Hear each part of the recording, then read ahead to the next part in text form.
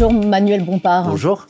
Il y a aujourd'hui une journée d'action chez Sanofi sur les sites de Compiègne et de Lisieux à la suite de la cession de Doliprane à un fonds d'investissement nord-américain. Vous dites Michel Barnier doit bloquer la vente, mais est-ce que cette vente, elle menace vraiment notre souveraineté ? Je crois. D'abord, je veux dire mon soutien, ma solidarité avec les salariés qui sont en grève. Le gouvernement se targue de vouloir obtenir des garanties. C'est-à-dire des garanties notamment sur le fait que Doliprane continue d'être fabriqué en France. Oui, les garanties sont des garanties de même nature que par exemple celles qui avaient été accordées au moment où General Electric avait racheté Alstom. Et je crois que les garanties n'ont pas été suivies. Ce fonds de pension américain est propriétaire, je donne cet exemple, depuis 2020 des entreprises But et Conforama. Depuis que ce fonds de pension américain est propriétaire de ces entreprises, il y a eu plusieurs milliers d'emplois qui ont été supprimés par ces entreprises. Donc je ne crois pas une minute aux garanties qui sont données par le fonds de pension américain qu'il y aura un maintien de l'emploi et un maintien de la production en France. Et si on veut garantir notre souveraineté, il a la possibilité d'utiliser ce qu'on appelle le décret Montebourg, c'est-à-dire pour bloquer la vente, faire en sorte que cette production de médicaments essentiels à la vie de la nation reste en France. Et pour ma part, je crois aussi qu'il faut poser la question de la nationalisation de Sanofi. C'est ça, vous voulez nationaliser Sanofi, mais j'ai quand même regardé la valeur boursière de Sanofi, c'est 126 milliards d'euros.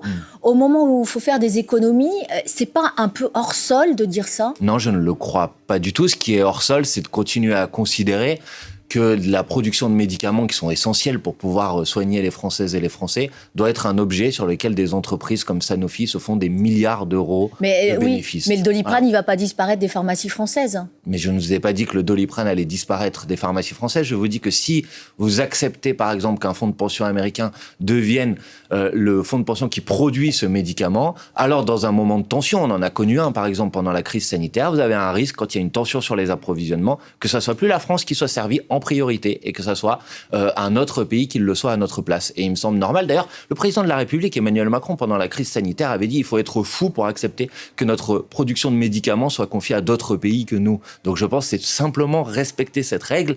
On doit être capable de produire nous-mêmes ce dont on a besoin pour pouvoir soigner notre population, tout simplement. Depuis hier, je parlais de la valeur boursière de Sanofi et des milliards d'économies. Depuis hier, le budget, justement, est examiné en commission des finances de l'Assemblée nationale.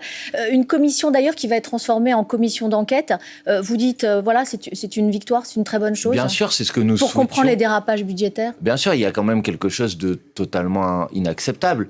C'est que, contrairement aux prévisions qui avaient été affichées par le gouvernement à la fin de l'année dernière dans la préparation du budget 2024, les prédictions de déficit en particulier ont complètement dégringolé par rapport à ce qui avait été prévu initialement. Et il y a des raisons pour cela. Et on peut légitimement se poser la question de savoir pourquoi on en a été informé que tardivement. Et je pense que tout le monde a à peu près une partie de la réponse, c'est qu'il y avait des élections européennes, puis des élections législatives, et qu'il y a eu une manière de cacher la réalité budgétaire parce que Emmanuel Macron avait la peur, la crainte que ça ait un impact électoral. Donc c'est ça que cette commission d'enquête doit déterminer. Donc vous dites Emmanuel Macron et son ministre de l'économie, Bruno Le Maire, ont menti sciemment aux Français, à la représentation nationale ? Ça me semble évident et maintenant cette commission d'enquête, je crois, va en faire la démonstration. Mais Jordan Bardella, il avait raison alors. Pourquoi ? Mais il voulait un audit, lui, avant l'été. Jordan Bardella, il voulait mettre à plat les comptes pour comprendre le dérapage. Oui, mais Jordan Bardella n'avait pas raison. Jordan Bardella a demandé un audit pour pouvoir justifier qu'un certain nombre de mesures et de promesses qu'il faisait aux Françaises et aux Français depuis des mois et des mois,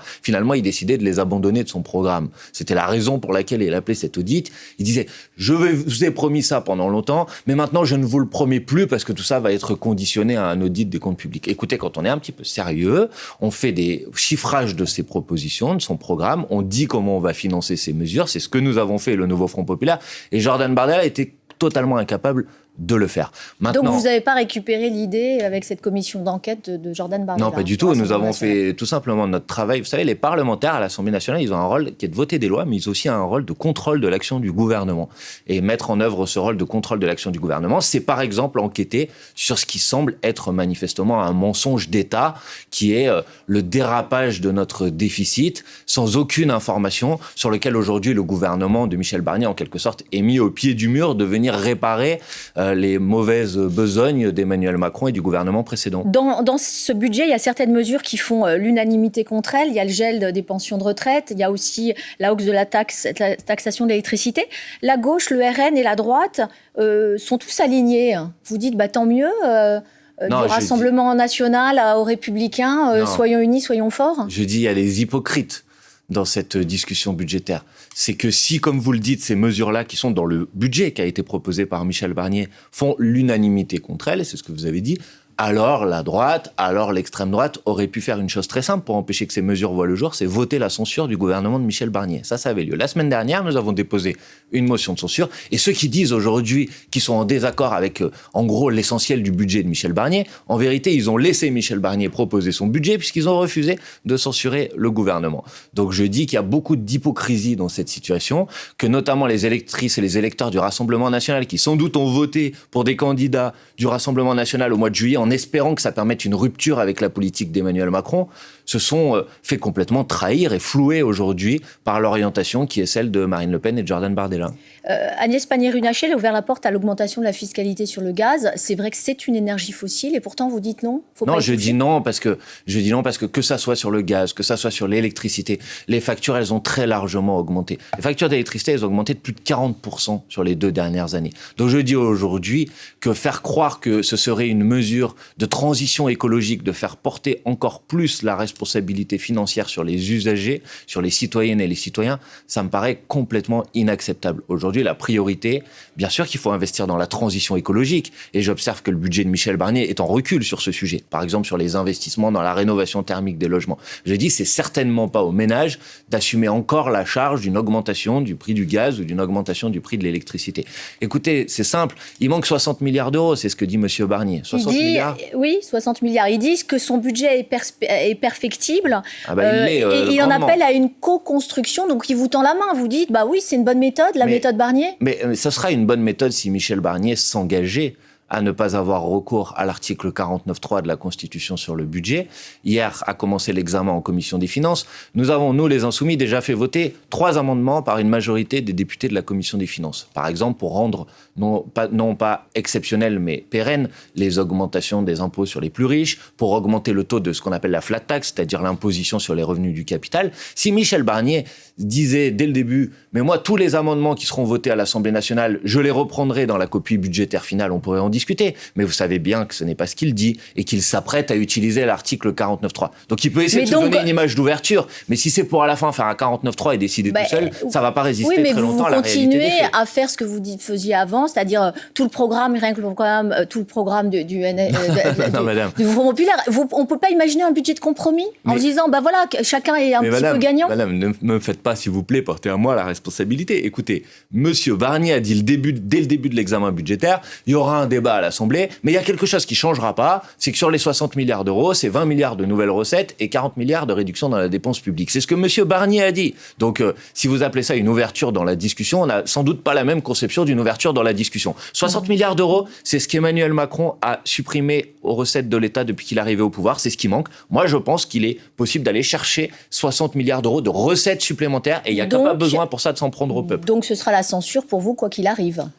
S'il y a le 49.3. Bien évidemment, à partir du moment où le gouvernement de Michel Barnier aura recours à l'article 49.3, nous déposerons une motion de censure.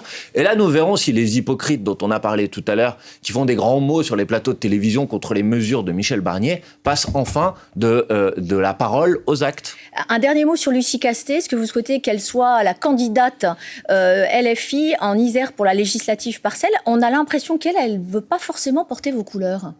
Je sais pas, on va voir. Écoutez, c'est un scénario. Il va y avoir effectivement, pour que les gens qui nous écoutent le comprennent, une élection législative. Oui, parce que votre propre député LFI a démissionné pour des raisons de... il a été exclu de notre groupe. Ensuite, il a démissionné.